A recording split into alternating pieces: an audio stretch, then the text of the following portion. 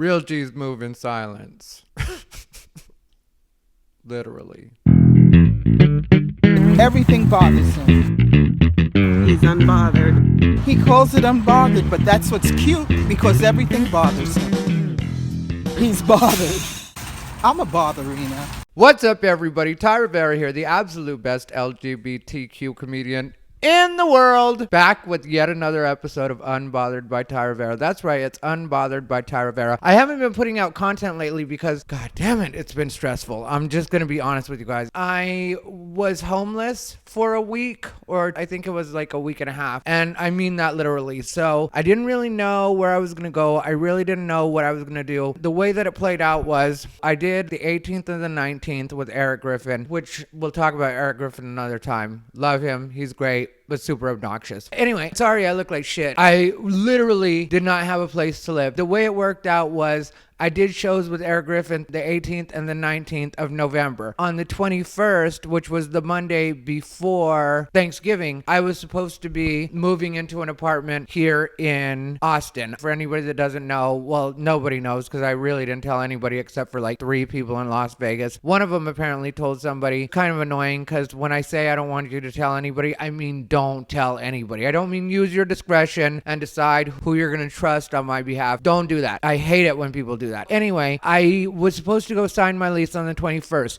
I decided to move to Austin back in August, I think it was, when I came to visit. I just came to hang out. When I was on the road with Tim Dillon in San Jose, he had mentioned that maybe Austin would be cool for me to check out. It's for people they've never figured out a way to make their art or whatever commercially viable. Didn't tell me to move. A culture of not making it, not doing it, for whatever reason. Just said maybe it would be cool for me to check out. That's the culture of Austin, of the slacker, the ne'er-do-well. And I thought maybe it would be a good idea. So I decided that when I was going to be in El Paso, I took Bruce Leonard with me to El Paso to perform at the comic strip. So I decided after that, Bruce should fly home, and then I would go to Austin because I thought, how far could Austin be from El Paso? Turns out it was a long time and it was annoying. It's like 7 hours, maybe even longer. I hadn't planned it because I'm famous for not planning things. So I get out to Austin. I really had a good time here. A lot of my friends from LA have moved here, and I've been tired of Vegas for a while because I just think that scene keeps shooting itself in the foot, and I hope that it works out, and I don't wish ill on any of the people in Las Vegas. I made some really good friends while I was there. I've told you guys before, I think a lot of the open micers on the scene show a lot of promise. So I am not downing Vegas, even though I will be honest like I always am. I do feel like Vegas comedy scene keeps shooting itself in the foot by going with the wrong people. Like when it comes to people like Ian Respect my authority.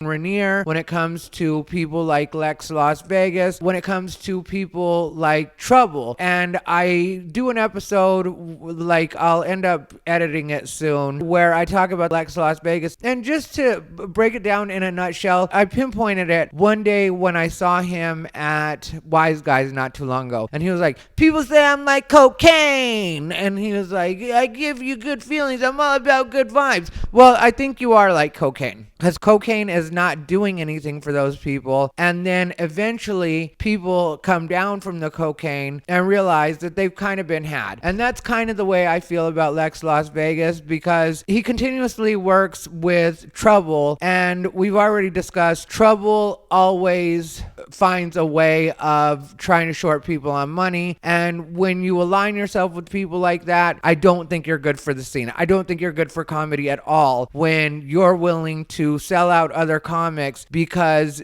maybe you make a couple of dollars or you get to see how deals are made, which can't be good deals, because if you're making good deals, you wouldn't have to rip people off. I have been stuck with some crappy deals. Like, I love Ocha, but the deal that Delilah had made with Ocha was not really the most beneficial. And I still paid people out of my own pocket in a lot of cases. So I don't think that there's any good reason or any good excuse to align yourself with people that aren't necessarily on the up and up or trying to be on the up and up. And like, that's happened more more recently because apparently Lex was hosting, I don't know if he's still doing it, and it was supposed to be a comedy contest. The prize was $100, and they asked him, when do we get paid? And he was like, I don't know, it's not my show. Well, if you're telling everybody that you're running an open mic, then you do have a bit of a responsibility to make sure that people get paid. So because of stuff like that, I just began to feel like maybe Vegas wasn't the best scene for me anymore. I really liked it when I first got there. I don't think it was at all a mistake. I think I learned a lot while I was there, and I grew a lot while I was there. But at the same time, it's like, how long do I want to hang out on a scene where I'm one of the biggest things there? And I know I'm a very good comic. Everybody knows that. But do I really want to be on a scene where I'm one of the strongest things, if not the strongest thing on the scene? I need to be around people that inspire me. I need to be around people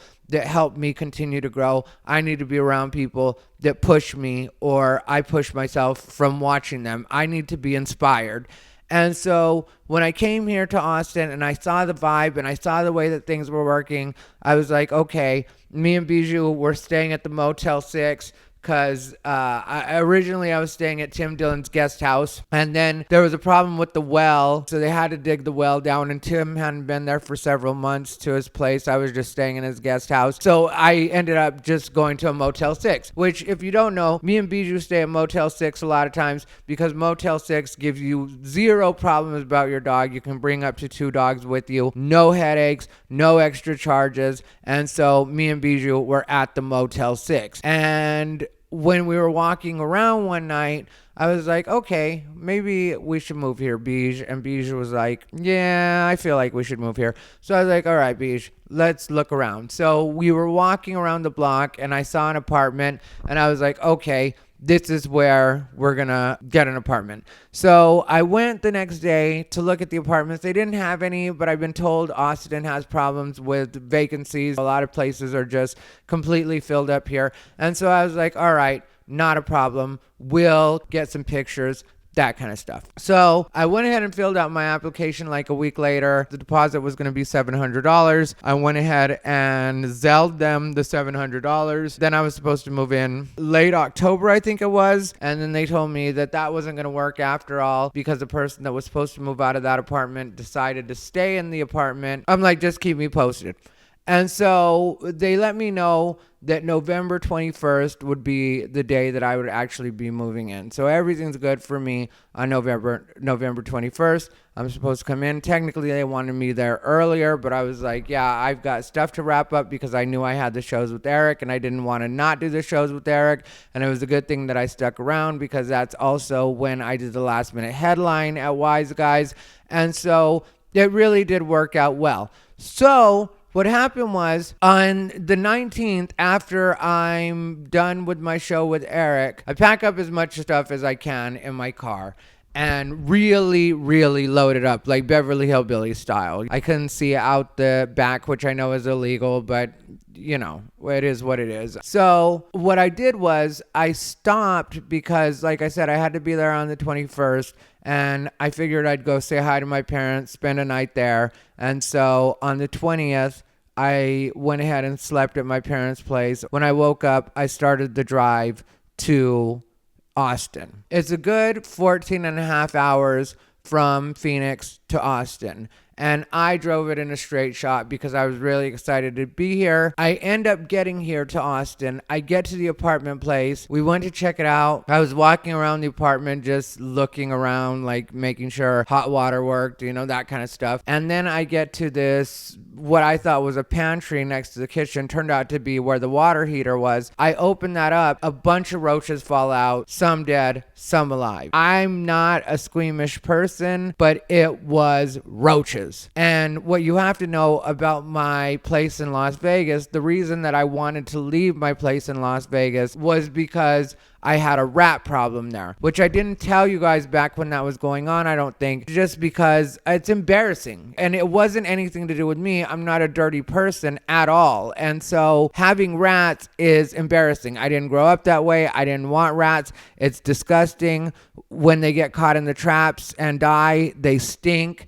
It was bad, and they weren't doing anything about it. They sent pest control in. Pest control brought me at one point just one trap, and I was like, I have actual rats. I hear them in the walls at night. They were like, there's nothing we can do about them in the walls. And it's like, well, how is it you're a professional and you're telling me what? I just have to live with the fact that I have rats? I can hear them in the oven. Every time I wanted to make something in the oven, I had to clean it out because there's rat shit in the oven. And then Bijou's water, because one of the rats started getting bold. I think it was just one, started getting bold and coming out in the living room and would go towards Bijou's food. So then I wasn't able to leave Bijou's food out for her, which she kind of does time feedings anyway, so that wasn't that big of a deal.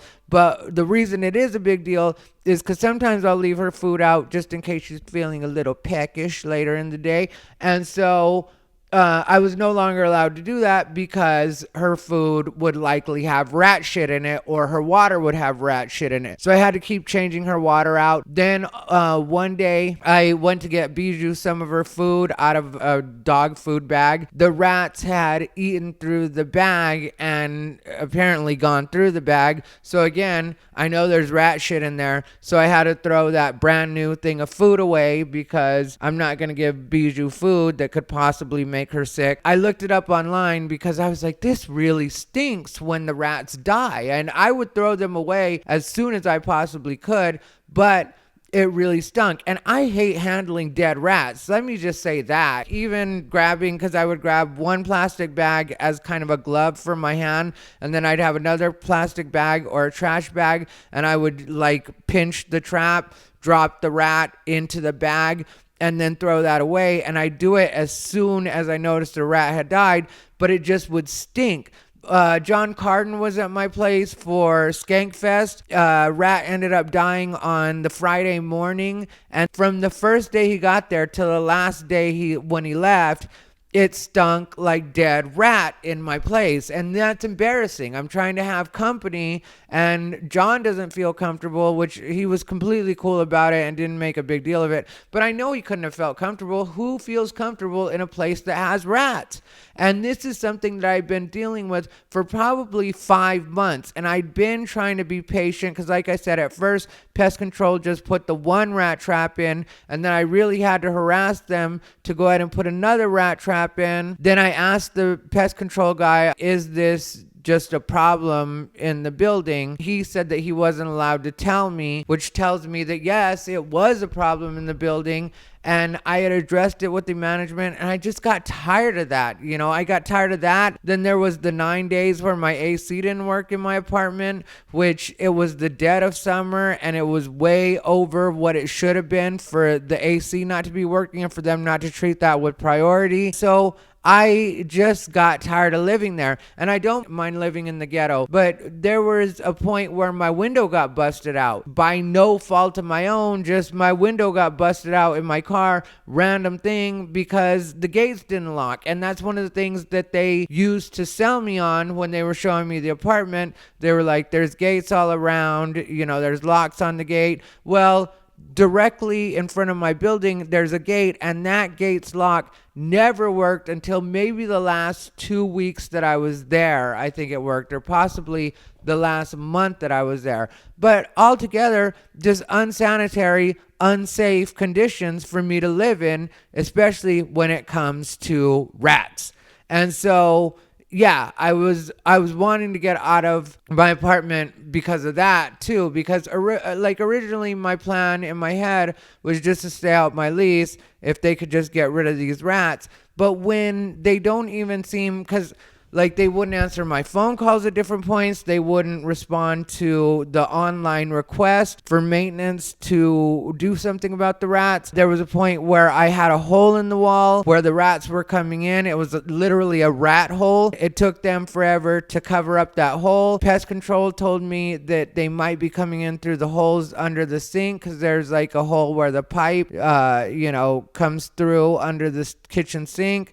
And then there's another hole where the pipe goes through for the dishwasher. They tried to band-aid those after making me wait another week after pest control told me that I needed to have those covered up. They didn't just handle it right away. And then even when I told them afterwards, because they asked me if, the rat problem had been fixed, like they sent emails like, has your problem been resolved? And you push Y or N to let them know yes or no whether or not it got fixed. I hit no. Nobody got back to me. I would go to the office, and then when I would go to the office, they would tell me that I needed an appointment to go to the office, which I'm not listening to that. You have to do something about this. Like, that's just what it is. I can't live like this. I can't live with rats. And like I said, it had been 4 or 5 months that I'm dealing with this problem, and I'm trying to be as patient as I possibly can, but I'm living with rats. So that was a huge factor in when I decided to move. I knew I was gonna move,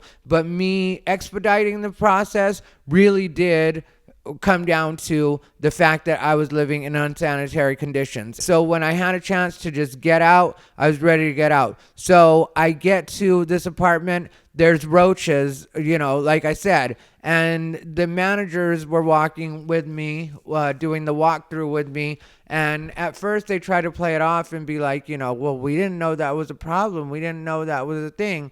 And so I'm like, okay, well, clearly it's a thing. They were like, well, it might just be from the last tenants.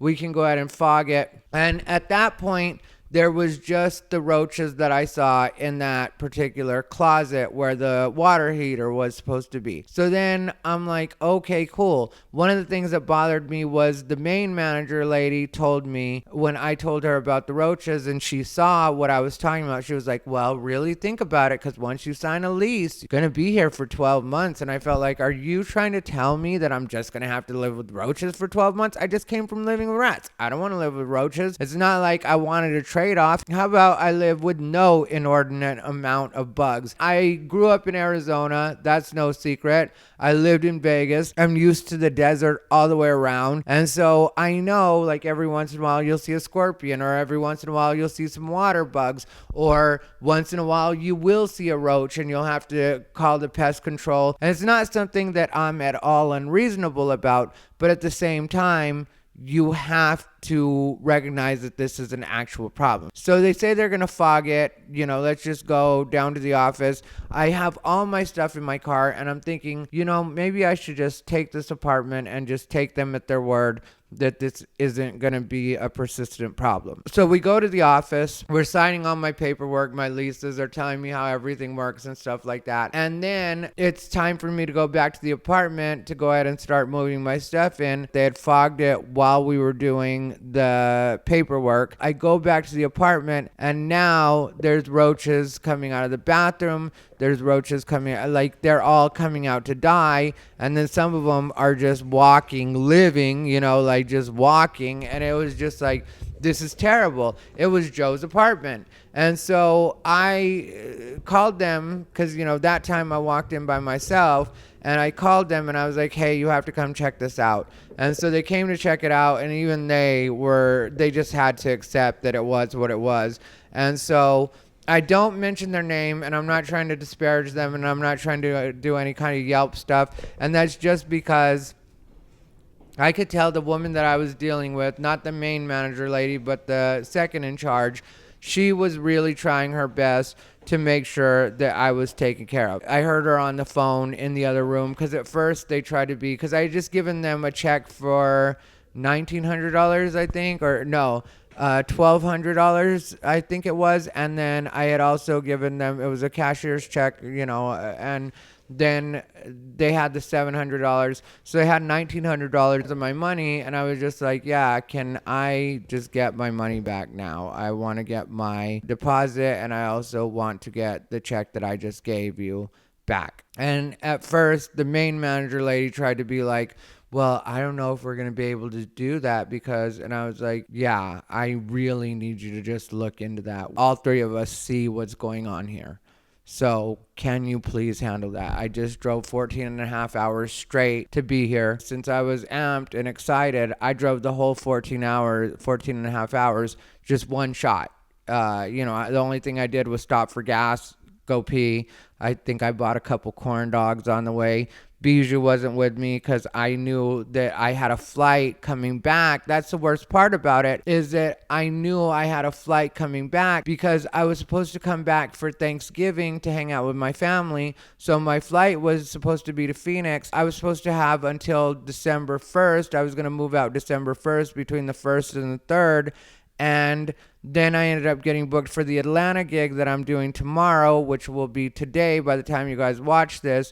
And so I knew I had to fly out for that because that got booked last minute. And so it changed from me being able to go from the 1st through the 4th to me having to completely have my stuff out by the 30th at the latest. Well, the 29th at the latest, so I could get back here by the 30th. Everything went wrong with that. U-Haul wanted $3,600, so basically $4,000 just to rent me a truck. U-Haul is a racket nowadays. It used to be just you rent it for the days you need it. Now it's like a minimum of 6 days to do a trip like this. And it's like, it takes 14 hours to get here. There's no reason that it would take me 6 days. I don't need this truck for 6 days. Well, I'm sorry, sir, but U-Haul has determined that that's the number of days that this move should take in order to do it safely. Yeah, I'm not paying $3,600 to move my stuff in a U-Haul and having a U-Haul for 6 days that I don't need. So there was that on top of it. And so what happened was, my thinking at the point when the situation happened with the Roaches, after they gave me my money back, I still had until I think it was 3 or 4 p.m. the next day to figure out where I was going to stay. But I know everything's good with my credit and I know my rental history. And so I was like, this won't be a problem. I'll just get a place right away. And what I did the night before, because like I said, I had everything in my car. So I just went ahead and hit Tim Dillon up. I sent him a text and I was like, is there any way I could stay in your guest house? And he was like, yeah, sure. And so, I went and put some of my stuff at his guest house, and he lives in a remote location, so I knew that my other stuff would be safe in my car. I called my friend John Carden the next day after I had gone to look at another apartment, because here's what happened with the other apartment. I get to this other apartment and they're willing to move me in that day. It's a real shithole though. But I'm like, as long as they don't have roaches, the lady told me roaches weren't a problem there. So my thinking is, as long as they don't have roaches, I don't really care about where I stay. It was going to be, I think, 14 and change, 14.20 something or something like that. And I'm like, okay, cool. They had this move-in special where you get 2 months free. And I was like, well, I'm just getting to town. 2 months free rent would be helpful. Who doesn't want 2 months free rent? So I'm down. She asked me to sit down on the couch in their lobby, and then she's going to go ahead and run everything. She goes to run everything, and then what happens? I come back with an open account, which means that some apartment complex had reported me as being delinquent. So what happened was, when I moved out from my roommate's place, the roommate that I really didn't get along with, the one that it turned out to be, I wouldn't say a mistake because everything worked out for the best in that situation as well. But when I was living with that woman, I left. April 23rd was the date that I left that apartment. I had paid everything up that I was supposed to pay. I signed off on a roommate release, which clears me of financial responsibility. So that's now her problem, her rent, her whole thing. But apparently the apartment complex didn't log that the right way. So according to the collection agency, this had been on my credit since July. So I didn't know that because I don't pull my credit all the time.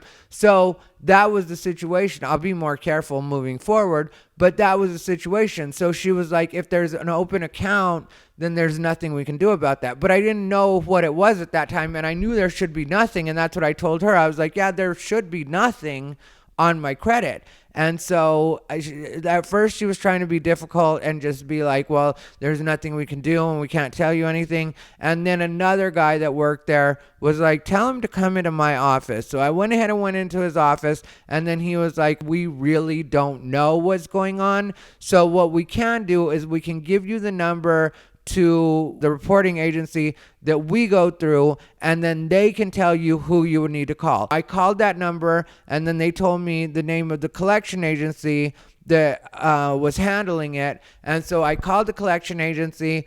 The collection agency at first was trying to treat me like, I owed them money. And I was like, I'm telling you that I don't owe you money. I signed a roommate release. Well, since all my stuff's packed up, I don't know where the roommate release was at that point. And so they tell me that they can easily take care of it. That's the way they made it sound. They can easily take care of it if I just send them a copy of the roommate release. I think they said that thinking I was bluffing and that I didn't actually sign a roommate release, but I had signed a roommate release. But now we're getting to the point of the day where I have to get to the airport and I have to make it back to Tim's, which is on the other side of town, to drop off my car. And then John Carden is going to pick me up and take me to the airport so that he can drop me off so I don't have to Uber or whatever, because Tim doesn't live close to the airport. So John is being cool enough that he's going to drive me to the airport. So at that point, it's like, okay, I'll handle this. I'll figure it out. I can't find my roommate release, but that's what I need in order for them to at least give verbal confirmation that I don't owe that. Little did I know the way that this collection agency was going to play it, which I should have known because they're a collection agency and they're never cool. And so what happened was everything's in boxes. I packed everything except for I knew where my filing cabinet was back in my apartment in Vegas. So at that point, I'm thinking, all right, so I'm really not going to get to enjoy Thanksgiving. Instead, I'm going to have to fly back and then go to Vegas. So I end up flying out that Tuesday, and then I go to Vegas immediately after. Me and my nephew take my dad's truck because we were going to get a bunch of my stuff. At that point, a bunch more of my stuff, this time in my dad's truck instead of in my little car. And so me and my nephew go out there. I look for it. I can't find it at that point. So I'm thinking, okay, this is easy enough to fix, even though it's annoying. I had sold my couch, and so I had to take care of delivering my couch because the guy, Edge is his name. He's a new friend of mine, and he bought my couch. And so originally, he was going to arrange to get a truck, and then he was going to come pick it up. Since I was changing the way everything worked, I was like, can I drop it off to you on Wednesday? He agreed to that. He made it super easy for me. I went in and dropped the couch off for him. Before I dropped off the couch, I went because I wanted to take care of this, but at the same time, I'm not trying to bust their balls about it, right? And I know that I have to go to them to get the roommate release or a copy of the roommate release. So I go to that apartment complex. I'm being real polite. I got there around 9:45 because they open at 9, and I wanted them to be able to get their coffee and clean the shit out of their eyes or whatever it is they have to do so that, they're in a good mood and want to help me out. And I go in with a good attitude. And the guy tells me that he doesn't know if he's going to be able to look for it. And I was like, you don't know if you're going to be able to look for it? So then he goes through this whole thing where he's like, he doesn't even know if he'll be able to find it or where they keep the files like that. And at first he looks in the computer. He asks me my name, whatever else that he needs to know. Then at first he doesn't pull me up, and then he pulls me up, and then he tries to make it seem like maybe I do owe some money. And I was just like, yeah, I don't. I have a roommate release. I'm asking you to look for the roommate release. So I'm trying to be nice, but at this point, I'm getting very frustrated with this guy that's refusing to help me out right now. And I know it's because the apartment complex and the collections agency want somebody to pin it to. And I'm a person that's coming in trying to rent an apartment, and I'm sure they thought that because I want to rent this apartment, that maybe I just cough out $4,600 because that's what I owed them, according to them, was $4,600. So over $4,000. And I've been told that when I was at the other apartment place trying to get that shithole apartment, that it was a $4,000. So now it's not $4,000, it's $4,600. And they're trying to, in a sense, hold me to it. And so I tell the guy, unacceptable. You just have to pull this roommate release. You guys should have it. You guys are an actual apartment complex. This is supposed to be a professional operation. You guys are a property management. I'd called the property management the day before, the people that are actually over the apartment or overseeing the apartment. So then I called the property management again after I dealt with that guy, because at first me and that guy really did start getting an argument at that point, and he was trying to be just obstinate for no reason. I'll admit, like, at a point I was just 100% pressure, like, this just has to get done. You just have to do this. There's no two ways about it. Stop trying to play me right now. And so I asked him when he would look for it, and he was like, I'll try to look for it by 5 o'clock. And I was like, I'll be back at 4. And then he kept talking and got on my nerves, and I was like, all right, I'll be back at 3. You're gonna find it, and that's just what has to happen. I don't owe you guys money. So I leave to go run another errand, because I was giving my dresser to Casper. So we go pick up the dresser, we take it to Casper, and then as we're on our way to drop off the couch, that's when the guy called me, and he was like, hey, I found the roommate release. I was able to locate it after all. I did you one better, and I went ahead and called the collection agency.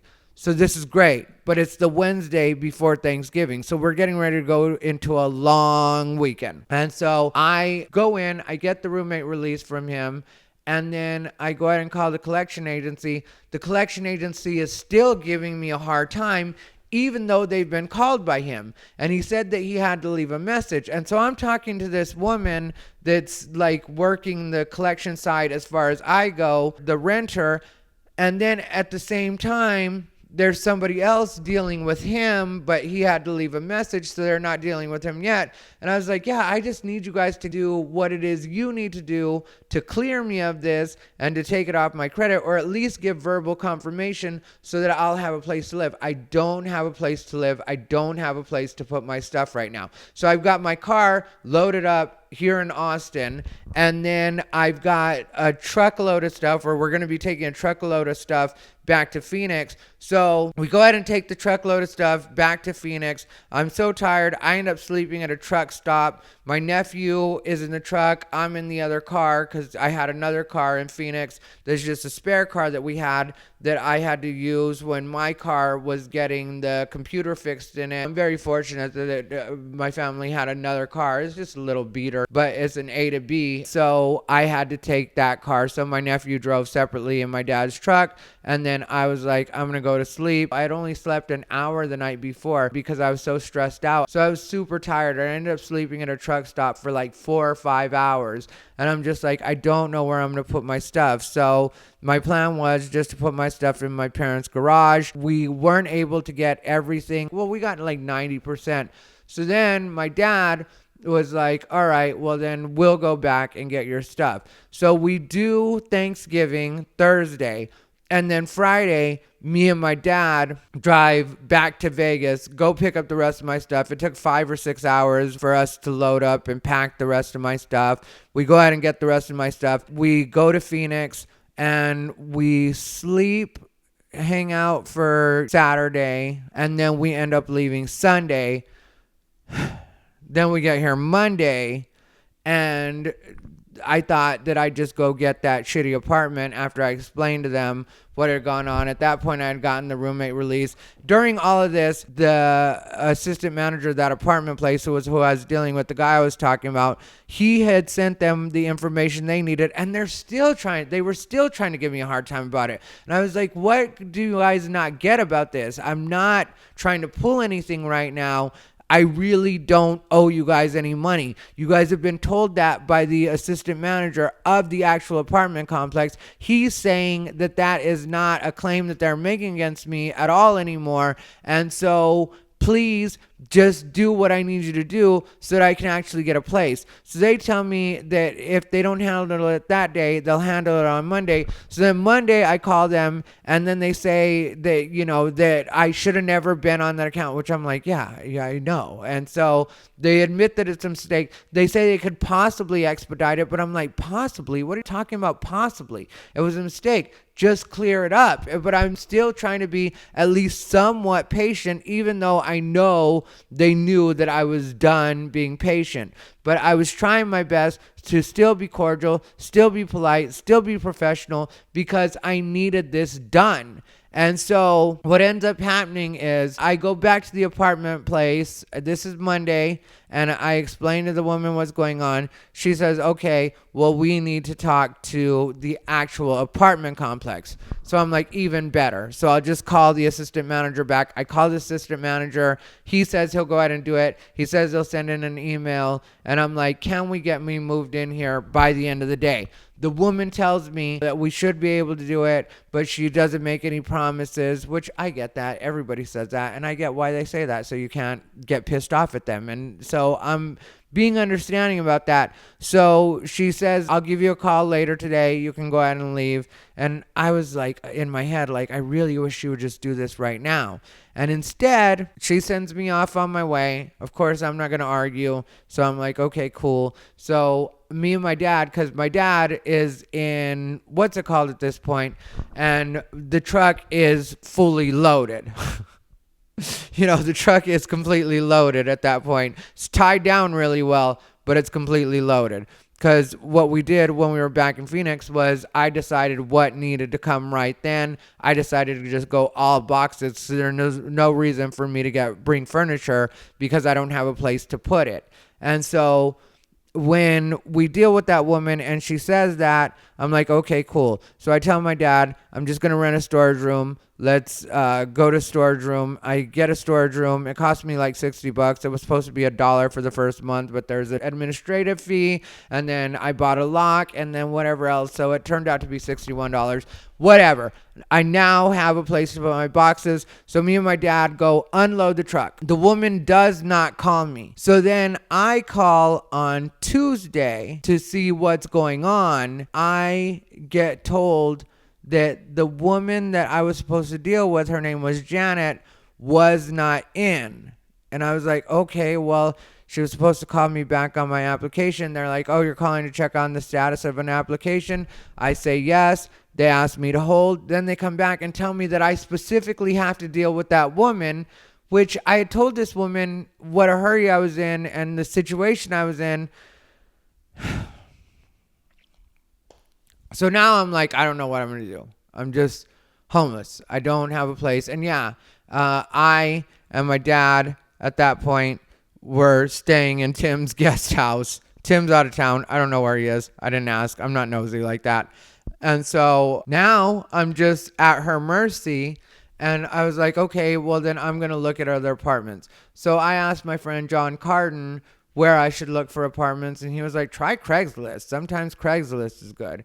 And I thought, like, Craigslist, I'm not going to go look on Craigslist, but desperate times call for desperate measures. So I go look at Craigslist. There's a couple different listings. The first one looked like it was going to be a real shithole. Like, that's what I was thinking. And so I made the appointment. It was an apartment locator. So basically they just try to find people apartments all day. That's what their job is. He turned out to be a really cool guy though. But I was thinking that this was going to be a shithole apartment that I was going to go look at. But we made an appointment for noon. I came down here. I really liked the apartment. The pictures didn't do it justice. It's in a really nice building. And so when I saw it, I knew I liked it. I still went and checked out the other one afterwards. But when I was dealing with these people at this particular apartment, they were like, if you can get everything into us as soon as possible, we can have you moved in by tomorrow. So that was on Tuesday. And I'm like, okay, well, if they're willing to do it like that, then I'll go ahead and get them everything they need. And like I said, everything's packed away. And so like everything that I would need to send them as far as financial information, all that stuff, I have to piece together from other stuff that I've sent to the other apartment place and now the second apartment place. So it's just like this whole thing. Bijou stuff I have to send them, like all the stuff I have to send them. It's like scattered, but I made it happen. They ended up calling me. I don't even think I was an hour out from finishing up the paperwork. And they were like, yeah, everything's good. You can definitely move in. Before all this happened, when I went in just to look at it, I was very honest and forthright with them about the fact that there was that thing going on. And so at that point, the night before, I had really read the riot act to that collection agency. and even told them, like, I really don't have a place to live right now. This isn't about me just wanting to get a credit card or something like that. This is my actual housing. This is not. And so they ended up sending me this form that says that it was reported an error and that they've cleared it up or are trying to clear it up. They sent me what it was I would need. And so when I was dealing with the apartment people, I told them about that, and I was like, I can send it to you. I can forward it to you so that you see it is actually from that collection agency. So if it shows up, then you have that to back it up, and it has all the information on it. And so they were like, okay, well, if that comes up, then we'll let you know. But outside of that, we're just going to go ahead and run this like it's regular, because they wanted to rent apartments. And like I said, I really liked the apartment, so it wasn't like I was even settling. And this place is not a shithole at all. I really do like this place. So when they called me and told me that we were ready to go, they just went ahead and sent over my lease. I e-signed everything. I made sure that I was ready to come down the next day. My dad was still staying with me because he wanted to help me move in the boxes and make sure that I got fully settled. But he had already been here enough days, so I wanted him to stay over and sleep just because I didn't want him to drive. Everybody forgets my dad's over 80, but he refuses to give in and just be old, which I don't have a problem with. I love my dad just the way he is, but sometimes I do get concerned for him. And so I was like, yeah, you spend the night, you stay here. You leave tomorrow when you're good and ready. He ended up leaving today around noon. He still wanted to stay one more day and get more boxes. And I was just like, you've done enough.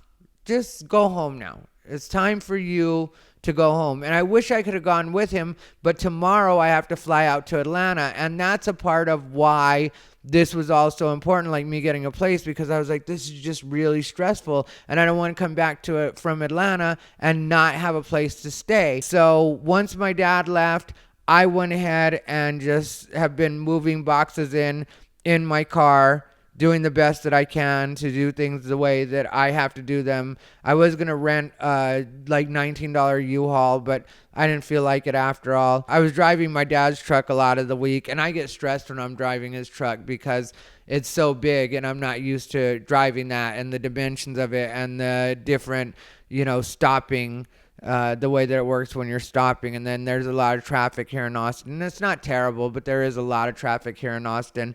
And so I was stressed and I didn't want to deal with the truck again. And so I'm not homeless anymore, but that was a rough couple of days. And thank God for Tim Dillon, because if it hadn't been for him, I would have had to stay in a hotel. So I ended up getting my place and I'm happy to be here. But it was just a stressful couple of days. And now I've got to edit this at some point. Maybe tomorrow I'll go ahead and put it out, but I'm exhausted now, and we've got a flight at 11:15 a.m. So we've got to be at the airport because Bijou's going to go with me to Atlanta. She's going to go twerk and do Freaknik. And our flight is at 11:15 a.m. And if you're flying with the dog, you have to actually go to the counter, pay for your dog when you get there. And so she's got a reservation for there and back. And so we're good as far as that goes. But we have to get there at probably like 8:30, maybe even 8 o'clock. So we got to Uber from here. But I'm also in a really nice neighborhood. It's like gentrified, which I know that's supposed to be evil, but as a renter and a person that needed a place to live, I'm glad to be in a gentrified neighborhood. The other neighborhoods that I was looking at, it was like Mexican and El Salvadorian neighborhood. So I tell you guys, a lot of times when it comes to population where there's a lot of illegals, they really do have people living in shitty conditions because these people don't have any legal recourse. These people can't report them. These people can't really complain too much. They just have to deal with whatever they have to deal with. So if there's roaches, rats, anything like that, it's just what it is and they have to work around it. So anyway, I am in Austin now and I'll talk more about that later, but I'm happy to be here. And I hope you guys have enjoyed this one. And yeah, I left Vegas. That is what it is. I'm going to miss some people. I'll talk about that one of these days in the next couple of days. But I'll tell you who I'm going to miss, why I'm going to miss them, what I'm going to miss. We'll talk about all of that stuff. And then we'll do some current event stuff too. some of those videos. Then we'll do some comedy tips as well. We'll do everything, you guys. So that's my story. I hope you guys enjoyed, and I hope that it wasn't too rambly, but I'm tired, I'm exhausted, and I'm going to be done with this. Stay unbothered.